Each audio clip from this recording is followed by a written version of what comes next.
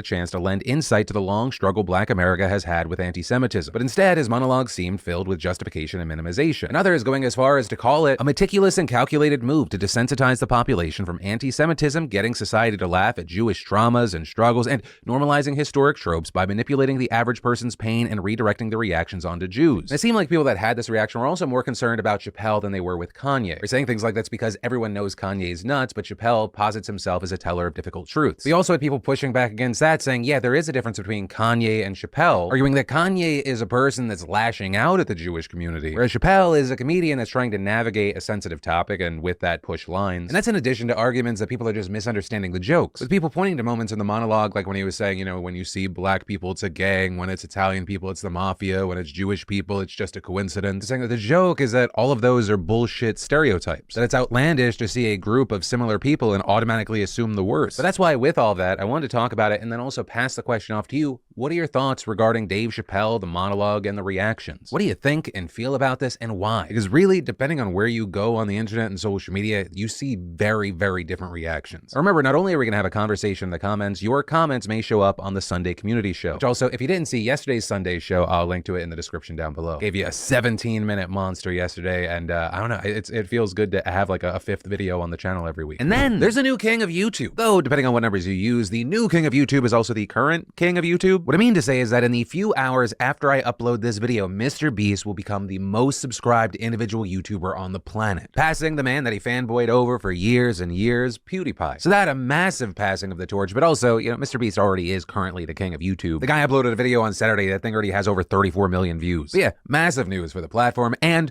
for one of the future presidents of the United States. And then we've got Elon Musk and Twitter against the government, with Musk yesterday getting into a fight with Senator Ed Markey after Markey asked how a Washington Post reporter was able to make a fake verified account impersonating him. Musk responding perhaps it's because your real account sounds like a parody, with Markey then hitting back, one of your companies is under an FTC consent decree, auto safety watchdog NHTSA is investigating another for killing people, and you're spending your time picking fights online. Fix your companies or Congress will. With all of that in reference to Twitter possibly violating some FTC rulings that it's been under since before Musk took over, as well as an investigation into Tesla's killing people with its auto drive feature. And while Musk of course has his supporters, a lot of people supported Markey's stance here, some also arguing that needlessly antagonizing the guy who sits on multiple committees that regulate the industries Musk is in is probably not a great idea, especially after the Democrats maintain control of the Senate. Musk has already used the opportunity to frame investigation into his controversial companies as possible political abuse, and his fans are agreeing. Though you have the likes of Hassan Piker calling him out on that, tweeting, billionaires are so brazen about being above the law that they think any matter of warranted congressional action is considered abuse. Though you also had others saying Markey's tweet wasn't really a threat, but rather just stating facts. Right? Because it's not unheard of for Congress to intervene when a company threatens national security or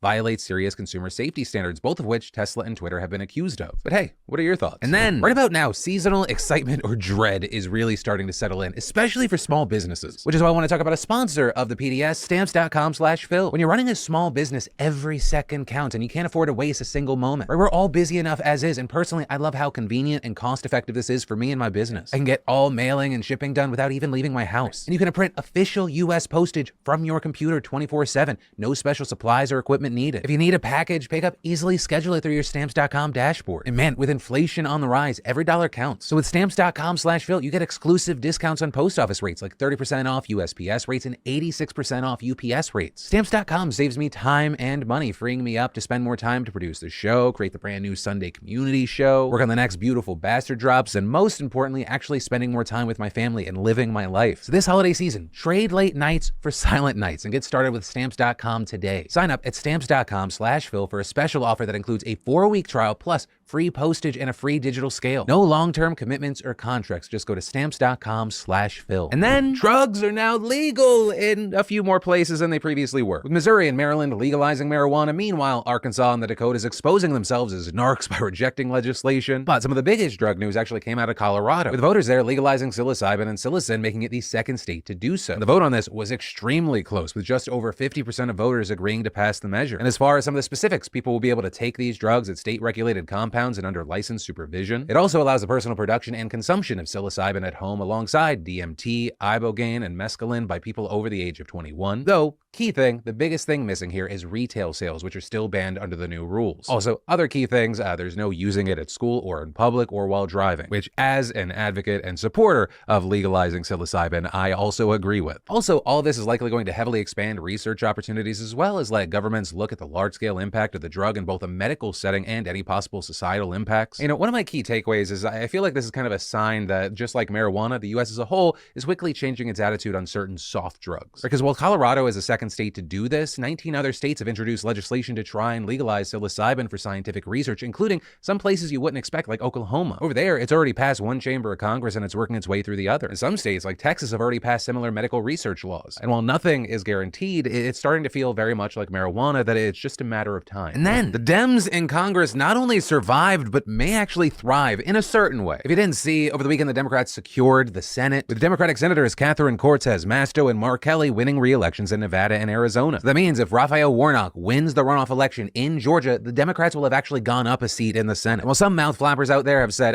this means the Democrats don't even need Georgia, need I remind you that Joe Manchin is a person that exists. And as we saw over the last 2 years with the 50-50 split, he ends up becoming pretty much the most important Democrat in the Senate, where he and Kyrsten Sinema have roadblocked a number of things, with one of the most important things not being legislation, but rather Democrats being able to confirm federal court judges with a simple majority. And that's in addition to providing power and majority to committees. So don't get lazy, don't get high on your own supply. Georgia matters. And then, as far as the House of Representatives, as of recording, there is no confirmed majority, with 19 races still technically up in the air, but odds are the Republicans are going to have the majority there. But even with that majority, it is looking like it is going to be a very, very narrow one, which we may see result in the more moderate part of the party fighting with the more Trumpian part, with the first big showcasing of that likely being when they pick their leader, right? The potential House Speaker. The frontrunner is expected to be Congressman Kevin McCarthy, but it's not a sure thing because there are some caucuses that are planning to challenge that. But for now, we'll be waiting and watching. And then, a new report says that then President Trump told his second White House Chief of Staff, John Kelly, over and over that he wanted the IRS to investigate his political enemies, with Kelly actually telling the Times we ought to investigate and get the IRS on former FBI Director James Comey and his deputy Andrew McCabe, which I will say is really the least surprising news you could expect around this, though it still serves as a key confirmation, because as it turns out, after Kelly left, oh my gosh, so random, Comey and McCabe were both selected for a rare, highly intrusive IRS audit, and the odds of both of those men specifically chosen at random would have been 1 in 82 million. So it was an obvious weaponization of the government on two political enemies to anyone really with eyes, ears, and a dollop of common sense. Oh, and it's believed that Donald Trump is going to announce that he's running for the presidency on Tuesday. And then there's child labor in the Midwest, with the Department of Labor recently finding that Packers Sanitation Services, Inc., or Packers, allegedly employed 31 kids as young as 13 for overnight cleaning. The DOL saying these kids were also cleaning dangerous equipment with hazardous chemicals up to 6 or 7 days a week at 2 facilities for slaughter and meat packing in Minnesota and 1 in Nebraska. They were also reportedly getting hurt while on the job, with several kids reportedly suffering chemical burns and other injuries. But also, a key thing is it's not just in the Midwest, with the DOL filing a complaint with the Federal District Court of Nebraska for a nationwide injunction on Packers, because according to their complaint, evidence suggests Packers may have kids working at 400 other locations across the country. And so the court partially fulfilled the DOL's request and ordered Packers to,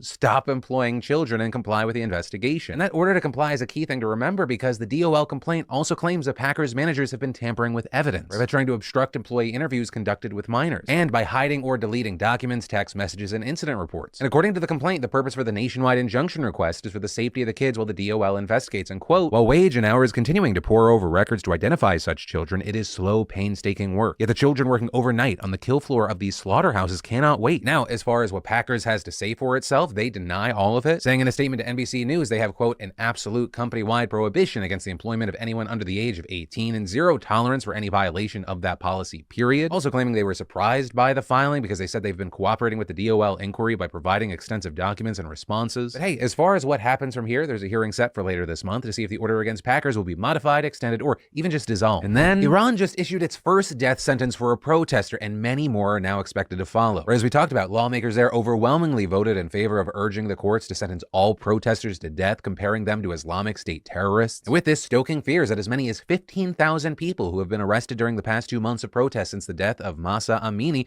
could be executed. And while some argue that they're almost certainly not going to kill all 15,000, they have officially charged more than 2,000 2,000 so far, with around 750 being reported on Sunday. And some of those charges are punishable by death, including those brought against the unnamed first person to be sentenced. They had been accused of setting fire to a government building, disturbing public order, assembly, and conspiracy to commit a crime against national security, and being an enemy of God and corruption on earth. Though you also had 5 others getting the lighter sentence of only getting prison terms of 5 to 10 years for similar crimes. Also, when you're a political prisoner in Iran, that may not necessarily be a much better fate, since reportedly many arrested have witnessed beatings, torture, and even rape. And hey, here's the thing. I am not the utmost expert when it comes to the government in Iran, but if you really think they will not execute hundreds, if not thousands of people to maintain power,